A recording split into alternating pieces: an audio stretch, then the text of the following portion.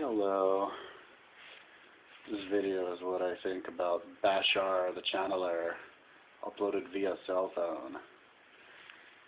Sucks like half the energy out of my battery though every time I upload a video with my cell phone. I gotta recharge it again. I don't think shooting video takes much energy though. I like Bashar. I could listen to Bashar all day long. Bashar, just type it in YouTube. This guy named Darryl Anka channels, I guess he's an alien. He's part of an alien race, so I guess, I don't know exactly what his story is. If this guy's got a body and leaves it to go to Darryl Anka, or it's just a spirit who identifies with this race, I don't know. But he does like to talk about aliens.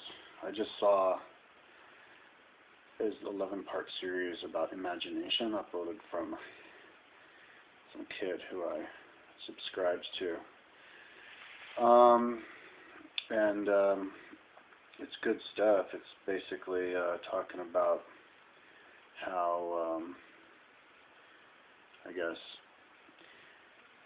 it reminds me, it seems like spirits, aliens normally like to tell you about their history, but spirits seem to have this big reoccurring lesson over and over again that they say that they seem to think is really important, the most important thing to know, and that is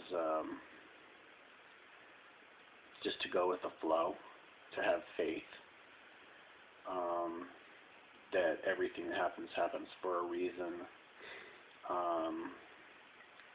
Just do what makes you happy, and that alone means that that's what you should be doing. And because it gives you joy, it'll just guide you on a path towards what is best for you and best for everybody. So I guess that means that helping other people, doing a job that is necessary for their society will make you happy. And I think it's true.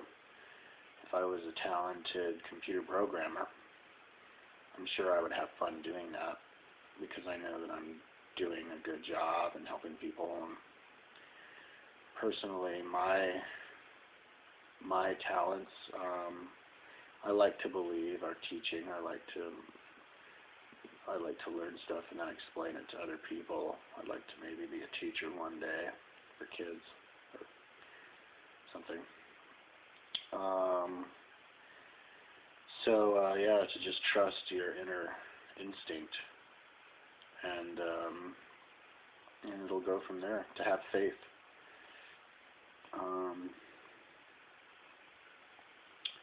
I think that's basically all that I gather from it, from Bashar.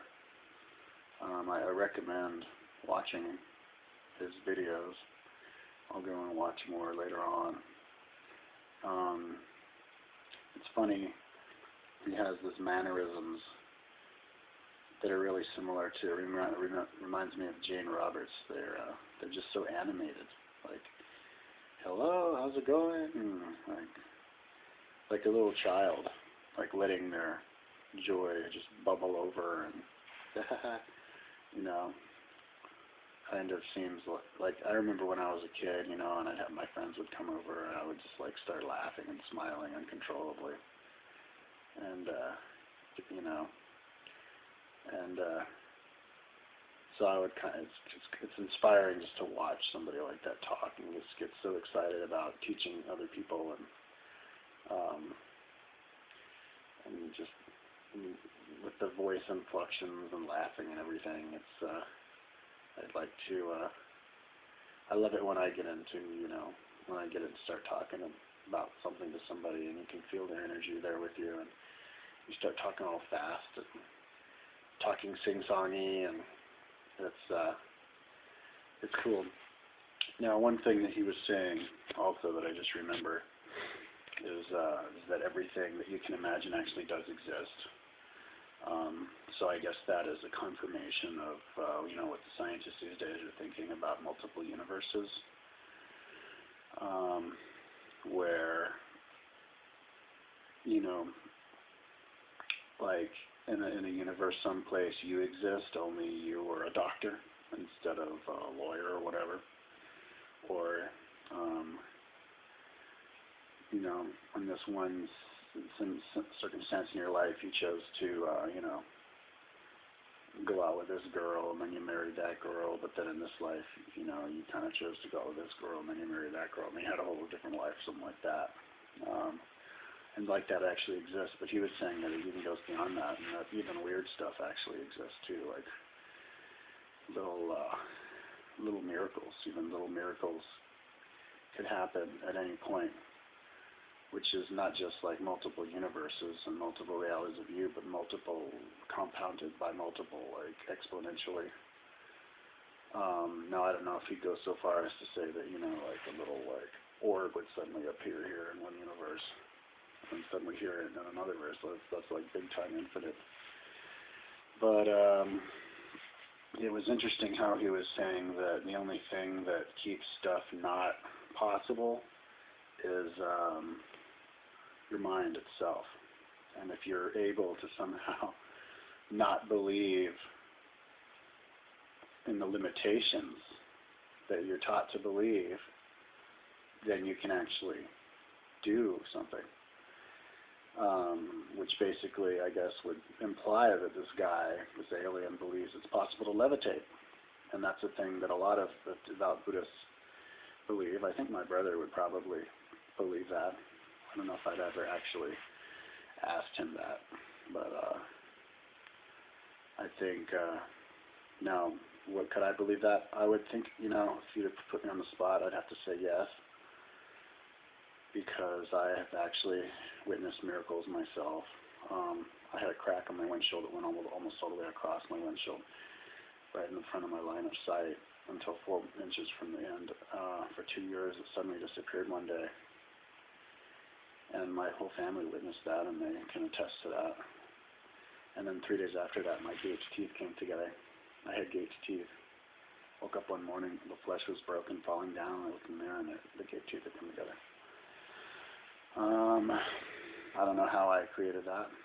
Maybe it was a sign or whatever, but if somebody were to tell me, and I've heard people tell stories like this guy went and saw his friend, female friend, under a bathtub for an hour, who held her breath and was alive, and it's like something she does for fun. It's like her special talent. It's kind of like X-Men, whatever, but, I'm not one to not disbelieve somebody.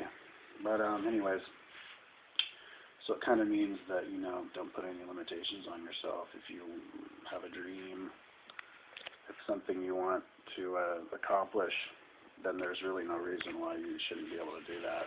You just have to go and try it. And if you can't do it, then it's because you just weren't meant to do it. And there will probably be some other kind of a opportunity that would just arise that's just more appropriate for you, And I guess if you end up suffering or failing at something that you thought you could do, then I guess you just had to experience that failure, and that's all part of the grand plan. And that's actually a very consistent lesson that aliens and spirits like to give you. The general lesson between Bashar and Jane Roberts, who I think I would draw a correlation to, seems to be very similar in that regard, is that everything happens for a reason, and everything happens, it was actually your doing. Whether you realize it or not, you do have a hyperdimensional self, which controls everything. Now there's one other thing, I don't have much time to say right now, but it was interesting how he said that the moment that you're born, you have a certain life goal, and that sets you into motion. And when you imagine things, it brings joy, and it connects you back to that moment of when you were born or entered your body, and it might give you energy. And it kind of reminds me, when I hear good music, good song, or hear Bashar say something that I already know that I like, it kind of gives me more energy, and my imagination explodes, and then I can think of all these other things, so it's really cool. Anyways, I'm out of time.